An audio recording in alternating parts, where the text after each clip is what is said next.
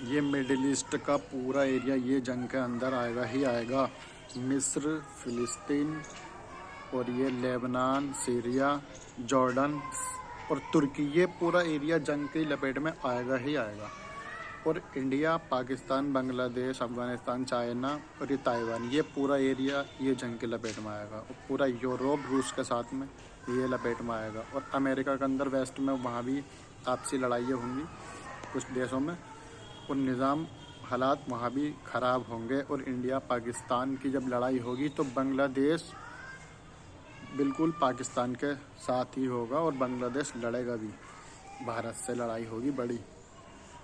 और अफ़गानिस्तान और पाकिस्तान की भी लड़ाई अगर होती है तो भारत और अफ़गानिस्तान ये साथ में होंगे ही होंगे, वरना या फिर जब यहाँ लड़ाई हो तो निज़ाम चेंज हो, यहाँ का हुकूमत के तख्त पलट हो, गवर्नमेंट चेंज हो, ये सिविल वॉर हो, जिससे ये निज़ाम चेंज होकर दूसरी अलग कुछ लड़ाई की वजह बने यहाँ हिंद के एरिया में, बांग्लादेश, पाकिस्तान, इंडिया, अफगानिस्तान यहाँ। वरना यहाँ लड़ाई तो होनी है ही, इंडिया पाकिस्तान की तो लड़ाई होनी है ही, इसमें ये तो होनी ही है, होगी बहुत बड़ी लड़ाई। और ये गाज़ा के अंदर अगर मुस्लिम देशों की फ़ौजें उतरती हैं, आर्मी, तुर्की जैसे देशों की या किसी भी देश की, मिस्र की, जॉर्डन की, किसी भी देश की अगर फ़ौजें उतरती हैं गाज़ा के अंदर, तो अमेरिका तो डायरेक्टली इन्वॉल्व होएगा ही होएगा। क्योंकि सब कुछ हो ही उनकी मर्ज़ी से रहा है, वेस्ट की मर्ज़ी से हो रहा है, अमेरिका की। ये सब इसराइल के अंदर अगर फ़िलिस्तीन के अंदर फ़ौजें आती हैं मुस्लिम देश की, अमेरिका एंट्री करेगा पूरी ताकत के साथ। पूरा अमेरिका इसराइल की सपोर्ट में आएगा, पूरा अमेरिका सारा अपना सारा हथियार और फौज ले गए।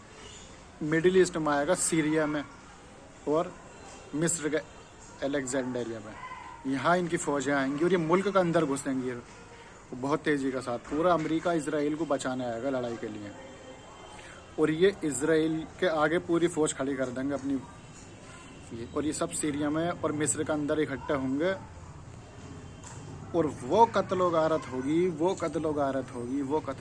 होगी मिडिल ईस्ट के अंदर। जब ये पूरा अमेरिका लड़ने आएगा इसराइल को बचाने के लिए, वो कत्लो गारत होगी, इंसान की सोच भी ना पहुंच सकती। बहुत गहराई में जाने से मिलता है किताबुल फितन की नईम बिन हम्माद की रिवायत में, इसी शाम से रिवायत है जो शाम के बारे में है, कि खून घोड़ों की टांगों तक पहुंच जाएगा, इतना खून होगा, इतनी लाशें होंगी। जब ये पूरा अमेरिका जो लड़ने आएगा ना मुस्लिम हुकूमतों से, हुकूमत की कोई भी वैल्यू ना रहेगी, कोई भी हुकूमतों की, मुस्लिम देशों की, शाम के अंदर या कोई सा भी देश हो, पानी के तिनके की तरह भेजेंगी ये हुकूमतें। इनसे कुछ भी ना हो सकता। इनकी फ़ौजें अंदर घुसेंगी अमेरिका की और नेटो की मिडिल ईस्ट के अंदर, वो कत्लो गारत मचाएंगे। अगर ये हुआ ऐसा तो ये तो तीसरी जंग अजीम ही है, क्योंकि ये होना ही तीसरी जंग अजीम में है। अगर ऐसी कत्लो गारत होगी मिडिल ईस्ट के अंदर, पूरा मिडिल ईस्ट जलने की कगार पे पहुंच चुका आज। अरब सारे इनकी फ़ौजें घुसेंगी, अमेरिका की फ़ौजें इसराइल को बचाएंगी आगे, इसराइल के लिए सेव करेंगे रास्ता। पूरा अमेरिका खुल के आएगा। क्योंकि ये हैं प्रोटेस्टेंट क्रिश्चियन ज़ायोनिस्ट। इन क्रिश्चियन ज़ायोनिस्ट ये ईसाइयों का एक फ़िरका है, गिरोह। इनका मानना ये है, भविष्यवाणियों, प्रोटेस्टेंट जो है क्या क्रिश्चियन ज़ायोनिस्ट, ये फ्यूचर की भविष्यवाणियों पे यकीन रखते हैं, जो बाइबल के अंदर है कि आखिरी ज़माने में हमारे ईसा वापसी आएंगे और बैतुल मक़दस पे हमारी हुकूमत होगी पूरी दुनिया पर। और इस अकीदे पर ये प्रोटेस्टेंट जो ईसाइयों का फ़िरका है इस चीज़ पर टिके हुए हैं। इसलिए ये इसराइल की मदद करते हैं, क्योंकि लड़ाई इनकी भी मुस्लिम कंट्री से है। ईसा अलैहिस्सलाम आएंगे तो फ़िलिस्तीन पर, ये पूरे फ़िलिस्तीन को अपने कब्ज़े में लेना चाहते हैं। इसलिए ये यहूदियों की सपोर्ट करते हैं कि हम इसराइल के साथ मिलकर लड़ेंगे तो हमारे मसीहा आएंगे। मसीह तब आएंगे जब यहाँ टेम्पल बनेगा। तो ये यहूदी और ईसाई यानी कि इसराइल और फ़िलिस्तीन, इसलिए इसराइल और ये अमेरिका इसलिए दोनों एक हैं मुसलमानों के खिलाफ। जैसे इसराइल वाले दज्जाल के लिए रास्ता हमवार कर रहे हैं, तीसरे मंदिर के लिए अपने मस्जिद अक्सा को जलजला के ज़रिए या अटैक करके गिराने की जो इनकी पूरी तैयारियां हैं, अल्लाह आलमून, अल्लाह हिफाजत करेगा अक्सा मस्जिद को, और ना ही अक्सा मस्जिद को कुछ होने वाला। तो ये इसीलिए ही अमेरिका इसराइल की ये पॉलिसी है। ईसाई ये चाहते हैं हमारे ईसा मसीह आएंगे, हम हुकूमत करेंगे, इसलिए इसराइल के सपोर्ट करते हैं। ये मिडिल ईस्ट इनके लिए, इसराइल से ज़्यादा कीमती मिडिल ईस्ट जो है वो अमेरिका के लिए है। क्रिश्चियन जायनिस्ट प्रोटेस्टेंट, इनमें अमेरिका का फॉरेन मिनिस्टर पीटर हेगसेट ये क्रिश्चियन जायनिस्ट है, जो इसराइल अमेरिका का रक्षा मंत्री है 2025 में इस वक्त। मार्को रूबियो फॉरेन मिनिस्टर ये प्रोटेस्टेंट है, क्रिश्चियन जायनिस्ट। और ये पीटर हेगसेट ये है डिफेंस मिनिस्टर, अभी जो मैंने बताया ये डिफेंस मिनिस्टर है ये पीटर हेगसेट। ये बहुत बड़ी सलीबी जंग करना रहा है उसके अंदर, मिडिल ईस्ट के अंदर वो कत्लो गारत होगी, बहुत खतरनाक, बहुत कत्लो गारत होगी। तो ये समझिए फिर ये तीसरी जंग अजीम का आगाज़ बिल्कुल हो ही चुका है, अगर ये ऐसा होता है।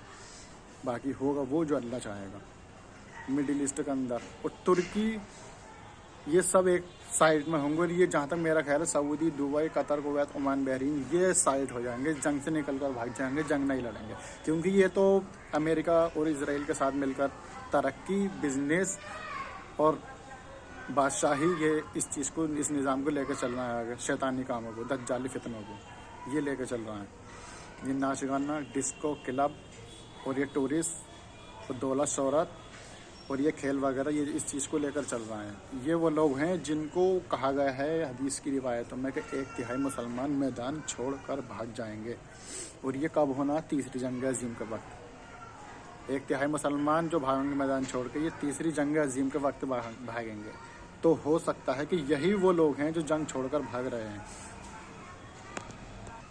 लेकिन फ्यूचर ये होगा आने वाले टाइम में पूरा अरब बर्बाद हो जाएगा, पूरा अरब का भी निज़ाम चेंज होगा। सही मुस्लिम की रिवायत में है, यकूनु इख्तिलाफुन इंदा मौतुन खलीफतिन, हुजूर ने फरमाया एक खलीफा की मौत पर इख्तिलाफ वाक़ हो जाएगा। फिर इसके बाद में यहाँ से अरब का निज़ाम चेंज होना शुरू होगा, हुकूमतें गिरेंगी, आपसी लड़ाइयाँ, खाना जंगी, सिविल वॉर, आपस में लड़ाइयाँ होंगी अरबों के अंदर आगे चलकर। और जो ये इतनी कत्लो गारत जो होगी, ये सब अब ये होगा क्यों होगा ये इतनी कत्लो गारत शाम के अंदर और मुल्क शाम और मिडिल ईस्ट के अंदर? ये होगा क्यों कह रही हूँ मैं ये बात होगा? जहाँ तक मेरा ख्याल है, मुझे लगता है दुनिया के 200 करोड़ मुसलमानों के सामने गाज़ा पूरी तरीके से बर्बाद हो गया। सही, सब ने तड़पता हुआ देख लिया। अब इसका असर अब पूरी दुनिया के ऊपर दिखाई देगा, यानी कि इसकी सजा जो है पूरी दुनिया को मिलेगी। अब सबके सिर पर आनी है ये गाज़ा की लड़ाई, सबके सिर पर। तीसरी जंग अजीम जो होनी है, इतना खतरनाक हदीसों में क्यों बताया गया? इसलिए बताया गया क्योंकि तीसरी जंग अजीम हथियार से होनी है, हवाई हथियार से, वेपन से, एयरक्राफ्ट, मिसाइल टेक्नोलॉजी, न्यूक्लियर और जितने भी हवाई हथियार आज के ज़माने में। तीसरी जंग अजीम इतनी खौफनाक जंग इसीलिए कहा गया है सारे उलमाओं ने, और जो अपने नबी ने हदीसों में बताया, तो फरमाया। और जिसने भी इस जंग के बारे में किताबें लिखी उलमाओं ने, बुज़ुर्गों ने, नईम बिन हज़रत नईम बिन हम्माद ने, इमाम बुखारी ने खौफनाक ही जंग का नक्शा खींचा है। सही मुस्लिम में, अबू दाऊद में और सही बुखारी में इस जंग का बहुत बड़ा नक्शा खींचा गया है। और ये सालों साल चलने वाली जंग है। इतना ख़तरनाक इसलिए बताया गया है क्योंकि ये वेपन से होनी है, बम, मिसाइल, टेक्नोलॉजी, ये इन चीज़ों से जंग होनी है। और देखा जाए तो इस जंग का बिल्कुल आगाज़ हल्के हल्के हो ही रहा है। आखिरी ज़माने में जंग होगी और आखिरी ज़माने में ही इस टाइम दुनिया जा रही है, आखिरी ज़माने के तरफ जा रही है। जो निशानियाँ थी आखिरी ज़माने की वो ज़ाहिर होना शुरू हो गई हैं और हो भी रही है, और है भी इस टाइम निशानियाँ जो जिन्हें कहा गया है क़यामत सुगरा, यानी क़यामत की छोटी निशानी। क़यामत की छोटी निशानी जो है ये बड़ी क़यामत के निशानियों के ज़हूर की छोटी निशानियां हैं। जो कुर्ब क़यामत है, क़यामत की बड़ी निशानियों की निशानी है क़यामत सुगरा, यानी क़यामत की छोटी निशानी। ये बड़ी निशानियों की ही निशानी है। ये इस टाइम प्रेजेंट में दुनिया में जो है ये क़यामत सुगरा, क़यामत की छोटी निशानी। हदीस में सही बुखारी की हदीस है और हदीस का नंबर है 1036। हुज़ूर ने फरमाया ला तक़ुमुस्साअतु हत्ता युक़बदल इल्मु व तकसूर ज़लाज़िलु व यतक़ारब ज़मानु व तज़हरल फ़ितन व यकसूर अलहर्ज व हुवल क़त्लुल क़त्लु। ला तक़ुमुस्साअतु हत्ता युक़बदल इल्मु, क़यामत उस वक्त तक नहीं आएगी जब तक इल्म उठा लिया ना जाए। व तकसूर ज़लाज़िलु, ज़लज़ले कसरत से आएंगे। व तज़हरल फ़ितन, फितने फसाद फूट पड़ेंगे। व यकसूर अलहर्ज, हर्ज ज़्यादा हो जाएगा। तो सहाबा ने पूछा या रसूल अल्लाह ये हर्ज क्या है? आपने फरमाया हर्ज यानी कत्ल गारत, कत्लो गारत बढ़ जाएगी। ये आखिरी ज़माने की नबी सल्लल्लाहु अलैहि वसल्लम ने पेशन गोई की और ये आज उसी ज़माने में है, उसी ज़माने की तरफ जा रही है दुनिया। और इसी ज़माने में ही आखिरी ज़माने में ही जंगों का आगाज़ होना है। बिल्कुल हाँ। और इसी रिवायत में पूरी ये है लातकुम सातु हत्ता युगबदल लिल्मु व तकसूर ज़लाज़िलु व तकारब ज़मानु व तज़हरल फितन व यकसूर अल हर्ज व हुवल कत्लुल कत्लु। व जो है इसमें हदीस में रिवायत में ये भी है वया तकारब ज़मानु, यानी कि हदीस शरीफ का तर्जुमा ज़माना करीब होने लगेगा, यानी कि बरकत नहीं रहेगी। एक ज़माना दूसरे ज़माने के बहुत करीब होगा, वक्त में बरकत नहीं रहेगी। जैसे ज़माना चेंज हो रही है, आज लोग कहते हैं साल महीने के बराबर बचा, एक महीना ही ना पता चलता, एक महीना कितनी जल्दी आ गया। तो ये रिवायत यहाँ पूरी हो रही है।